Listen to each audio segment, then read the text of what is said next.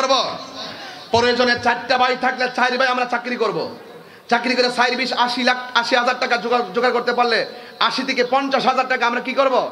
সংসারে মাসে খরচ করব। আর বাকি 30,000 টাকা আমরা ব্যালেন্স করব। কতক্ষণ?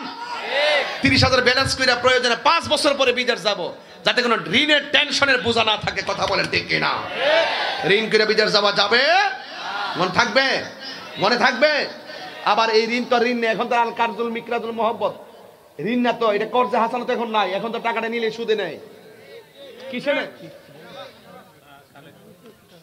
আরে বাবা, আমাদের কাছে তো নষ্ট জায়গা। ও আচ্ছা, তোমার সময় তো বসেছে। যাক, আমার হুশ থাকে না এগুলো কথা। আর মনে করছি 9টা বাজে, গড়িটা চাইছি, ওই বোমবাজ কথা লাগাইছে দেখি না তো, ওই যে 9:40 বাজে। যাই হোক, অসুবিধা না। আপনার কষ্ট হইতেছে? তাইলে আমি আজকে কি কইছি? ঋণ কইরা বিদেশ যাওয়া যাবে, সুদের টাকা লাগাই বিদেশ যাওয়া যাবে। ম্যাক্সিমাম ঋণটা কিন্তু এখন সুদে হয়। কিসে হয়? আজকে পারিবারিক জীবনে এত অশান্তি কেন জানেন? কেন কোন তো? সুদের জন্য না, কেন কইছে? সুদে লেগে কেন কইছে?